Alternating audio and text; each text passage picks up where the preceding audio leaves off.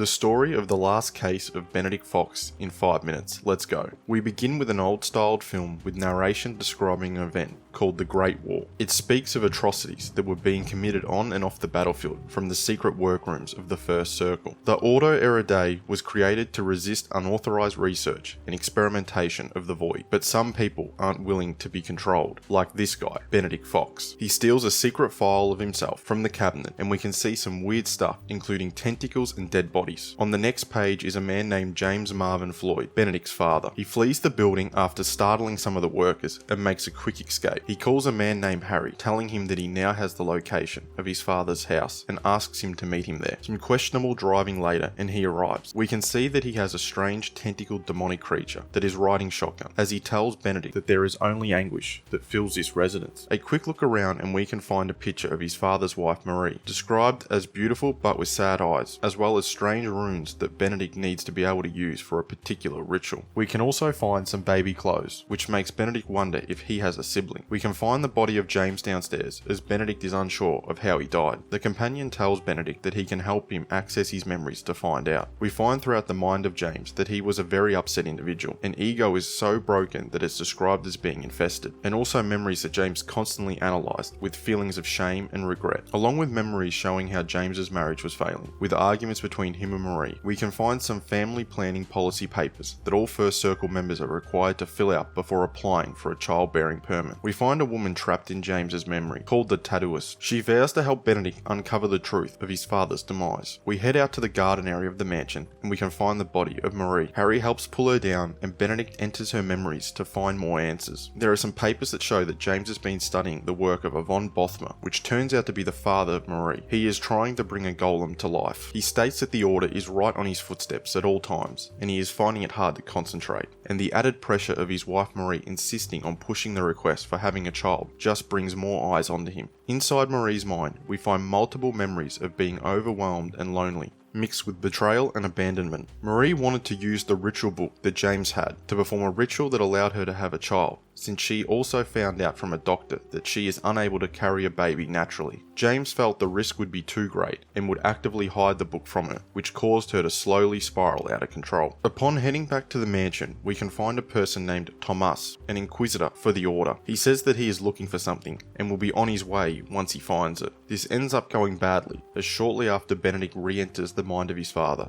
Thomas ambushes Benedict in order to steal the ritual book. The companion loses it, and they both end up in a place called Limbo. The two of them are stuck in an endless loop of Thomas killing Benedict. To summarize, Thomas is wanting to use the ritual book to open a portal to another dimension. Benedict makes a deal with Thomas if he allows him to translate the ritual book first, and once Benedict has his answers, he will leave the translated book for Thomas in the house. Once they leave Limbo, Benedict receives a phone call from Thomas, stating that while he does not know where the portal would lead from the ritual book, he is willing to risk everything to find out. That the portal might just lead somewhere wondrous. Benedict cuts in as he realizes that Thomas is trying to open a portal to heaven using the ritual book. He tells Benedict to hold onto the book and continue on his path, and feels that they will meet once again. We return to the tattooist, who has spent time looking over the ritual pages to translate the messages. She says that the ritual is old, chaotic, and evil, before saying there is no way to reverse the curse, meaning that Benedict and the companion are destined to die. She tells Benedict that there is a demon worth saving, a young one born out of false hope. It's somewhere here in the mansion, taking shelter in the house, fearing for its life. The companion mentions that it also felt something in the house, but its true nature eluded its comprehension. She says that while observing the Inquisitor while he was here,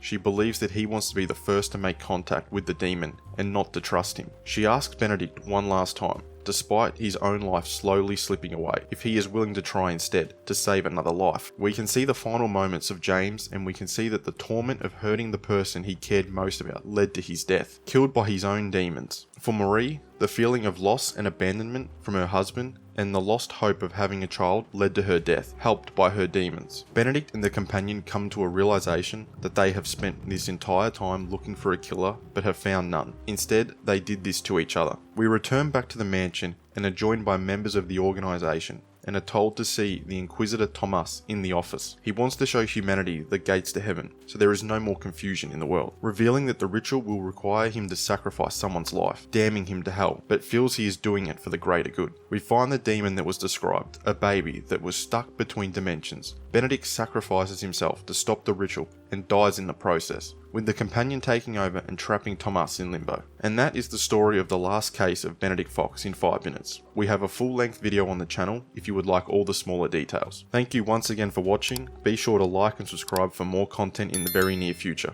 Until next time, peace.